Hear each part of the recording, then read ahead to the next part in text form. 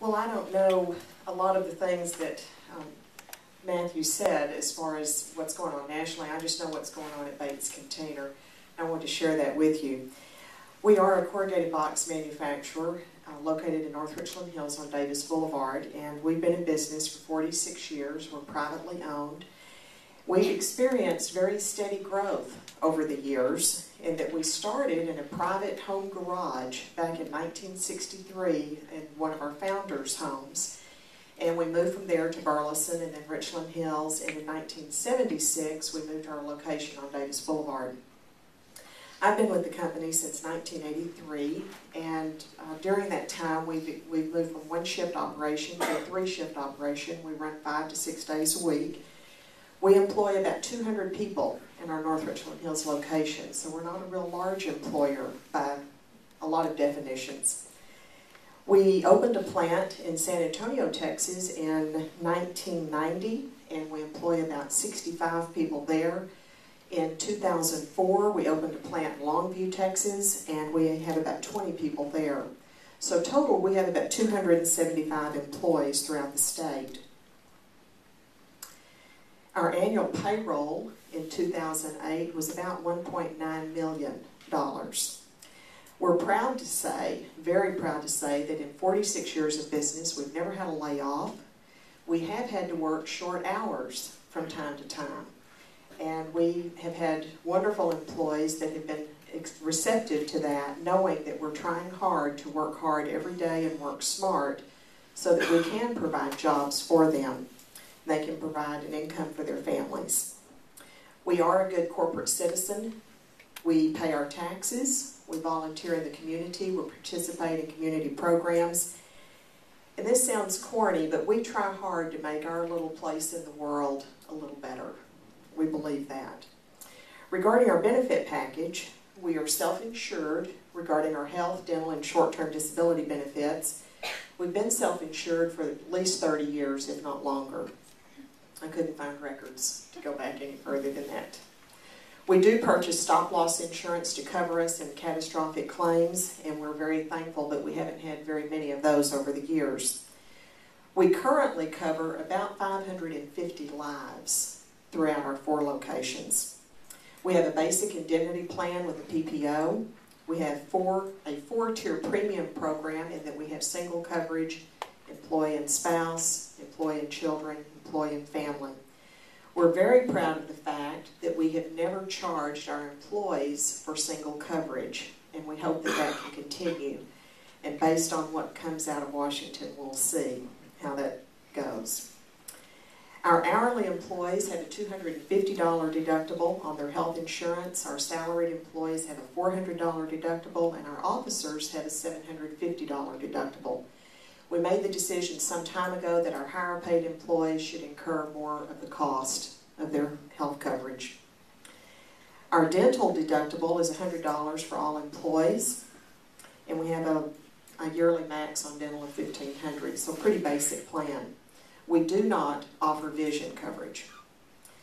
In addition to our health plan and short-term disability, we offer other benefits such as long-term disability, a very generous profit-sharing plan, and there's other benefit opportunities that are optional that employees can consider. Our thoughts on health care are this.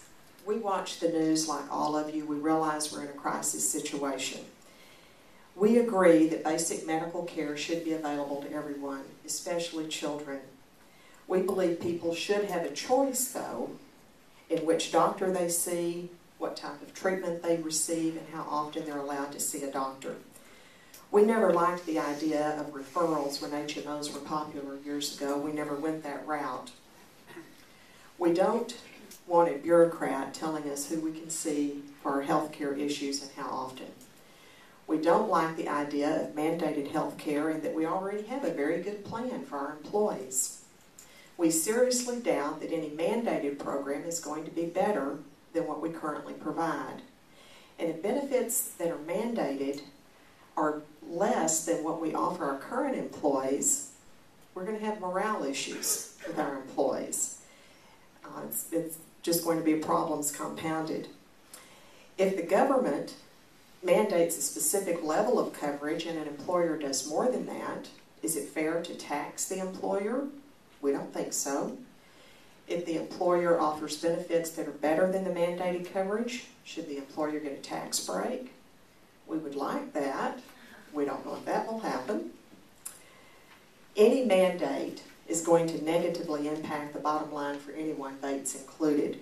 We all know that more taxes, more fees, more regulations impact our bottom line. One of the things that we're doing at Bates is that we're considering developing a personal relationship with a family doctor and introducing him or her to our employees.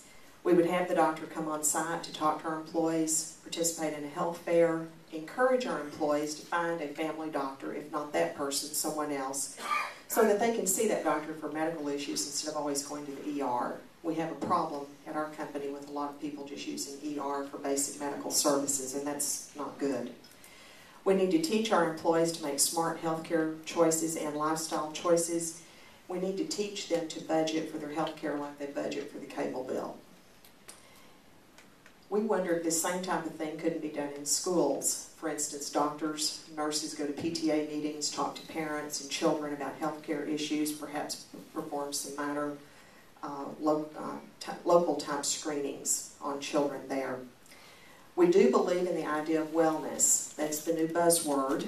And we understand that obesity, diabetes, and hypertension are, for the most part, a result of poor lifestyle choices. We know we need to get people outdoor and moving.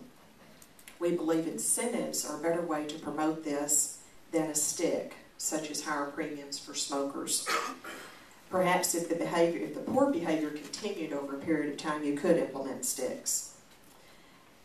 Bates Container tries very hard to fix our own problems. We don't want bailouts. We don't believe in that. When we have faced tough economic times, and we're currently going through one, we cut back. We watch our overtime. We buy smart.